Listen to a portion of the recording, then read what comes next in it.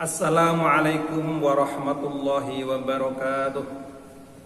Bismillah, alhamdulillah, wassalatu wassalamu ala sayyidina wa habibina wa syafiina Muhammad ibn Abdillah wa ala alihi wa ashabihi wa mawalah, amma ba'd, fala hawla wa la quwata illa billah.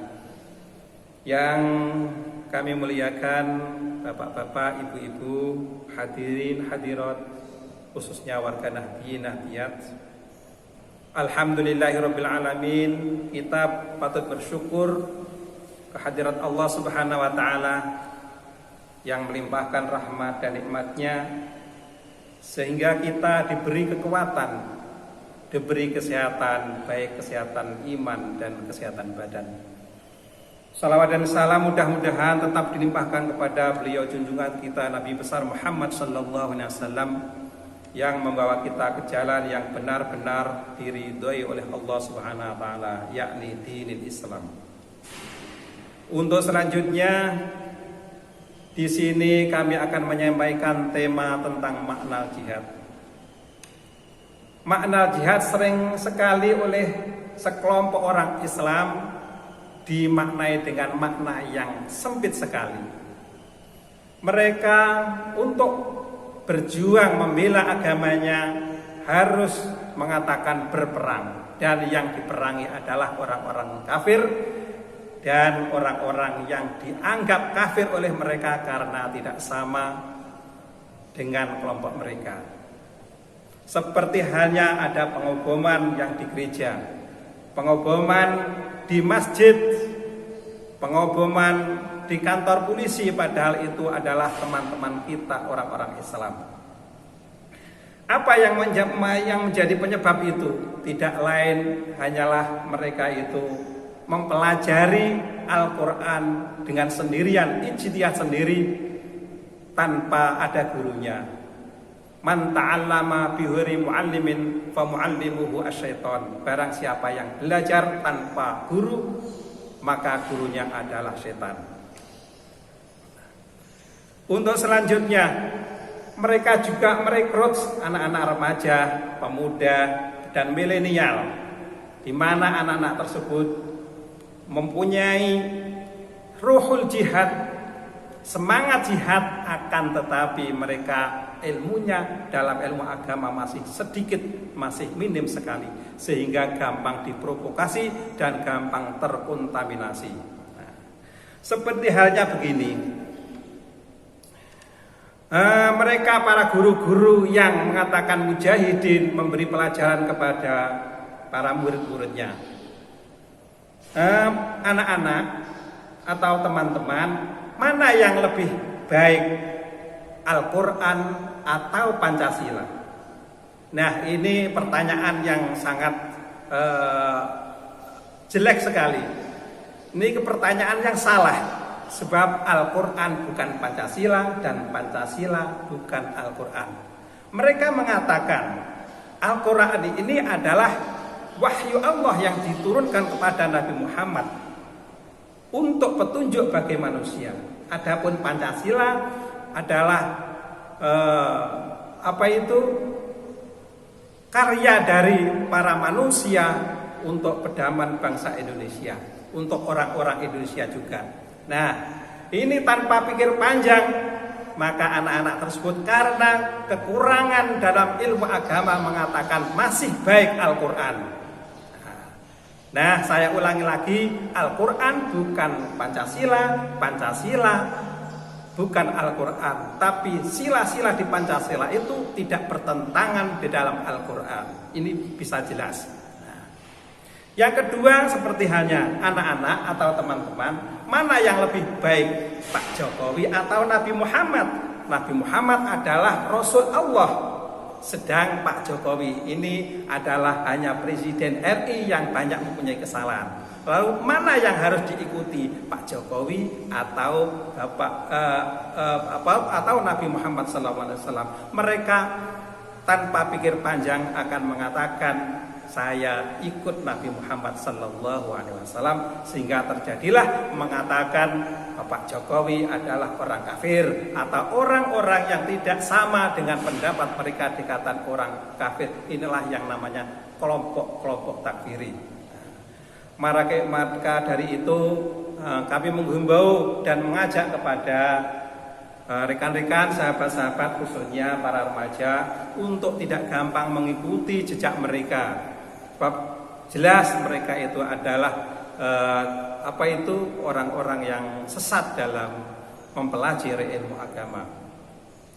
Nah, di sini saya akan menyampaikan tentang makna jihad dilihat dari sisi ilmu fikih.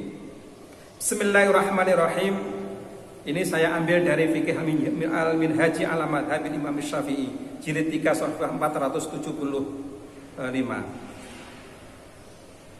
Makna jihad, al-jihadu fil lughati masdaru jahada. Jihad secara bahasa, secara lughat, ini diambil dari kata kerja jahada, yaitu jahada yujahidu mujahadatan wa jihadan. Ai badala juhdan fi sabilil wusuli ila ghayatimma, yaitu mencurahkan segala kemampuan guna mencapai tujuan apapun. Itu secara lughat. Lalu jihad secara istilah, wal jihadu fi istilahi syariatil Islam badlul juhdi fi sabilil iqamatil mujtamil islami. Jihad dilihat dari istilah syariat Islam, yaitu mencurahkan segala kemampuan dalam menegakkan masyarakat yang islami, dan agar supaya ini seterusnya wa antakuna kalimati lahi hiya ulia, dan agar supaya kalimah Allah itu menjadi mulia, wa antasawadda syariatallahi fil alam kullihi, dan agar syariat Islam bisa dijalankan ke seluruh penjuru dunia. Dan masalah jihad perang ini, Nabi Muhammad tidak diizinkan berperang ketika beliau menetap di kota Mekah. Sebab tidak ada ayat-ayat Makkiyah yang terdapat masalah jihad. Ini saya bacakan. Walam yu'dalin Nabi sallallahu alaihi wasallam fil qitali muddata iqamati bima kata. Artinya tidak diizinkan kepada Nabi Muhammad sallallahu alaihi wasallam berperang ketika Nabi Muhammad atau masa Nabi Muhammad ada di kota Mekah. Falamma hajara udzina lahu fi qitali man yuqatiluhu minal musyrikin. Kemudian Nabi Muhammad sallallahu alaihi wasallam setelah hijrah ke Madinah diizinkan untuk memerangi orang yang memulai memerangi, yaitu dari golongan orang-orang musyrik. Jadi memerangi orang-orang musyrik yang mulai memerangi. Jadi di sini tidak ada jelasnya. Sebab orang-orang yang dianggap non-muslim juga tidak pernah untuk memerangi kepada kita. Ini jauh sekali perbedaan. Faqala ta'ala udzina lil ladzina yuqataluna bi annahum zulimu. Kemudian Allah Ta'ala berfirman, diizinkan kepada orang-orang yang telah diizinkan kepada orang-orang yang telah diperangi, karena sesungguhnya mereka itu adalah orang-orang yang dizalimi. Tsumma udzina lahu fi qitalil musyrikin amah. Kemudian Allah Subhanahu wa taala memberi izin kepada Nabi Muhammad SAW untuk memerangi orang-orang musyrik secara keseluruhan. Itu ketika Nabi Muhammad sudah berhijrah ke Madinah. Nah, sebagai contoh jihad yang ada di Indonesia yang benar adalah seperti jihadnya Mbah Hasyim Asy'ari pada tanggal 22 Oktober kalau tidak salah tahun 1945. Mbah Hasyim Asy'ari mengeluarkan resolusi jihad yang beliau mengatakan orang-orang Islam yang jauhnya tidak lebih dari 80 km dari kota Surabaya mengusir penjajah, hukumnya fardhu ain. Sehingga banyaklah masyarakat di sekitar Surabaya ikut berperang melawan penjajah. Dalam hal itu karena seruan dari ulama kita Mbah Hasyim Asy'ari. Nah, karena jelas yang diperangi adalah orang-orang kafir, yaitu tentara Inggris, tentara Belanda yang akan memporak-porandakan negara kesatuan Republik Indonesia. Untuk akhirnya saya mengajak kepada teman-teman dan rekan-rekan, satu, jangan sampai kita gampang diprovokasi, jangan sampai terkontaminasi dengan mereka-mereka orang-orang Islam yang mengaku mujahidin, yang tidak mempunyai guru atau mempunyai guru tapi tidak bersanad sampai Rasulullah Sallallahu Alaihi Wasallam. Lalu kesimpulan apa yang saya uraikan tadi, yaitu bahwasanya jihad itu adalah makna yang sangat luas sekali. Seorang guru memberi pelajaran, mendidik pelajaran kepada murid-muridnya, itu adalah jihad. Murid-murid yang belajar menghilangkan kebodohan itu juga jihad. Orang-orang yang memberi bantuan kepada orang-orang miskin, orang-orang fakir, anak-anak yatim, itu juga jihad. Seorang ayah bekerja untuk memenuhi kebutuhan keluarganya, istri dan anaknya, itu juga jihad. Ibu-ibu yang melahirkan anaknya, mengasuh anaknya, itu juga jihad.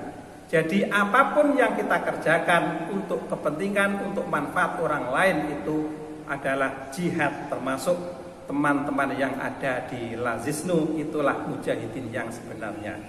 Demikian yang kami sampaikan, ada kurang lebihnya mohon maaf. Akhirul kalam, wallahul muwaffiq ila aqwamit thoriq. Assalamualaikum warahmatullahi wabarakatuh.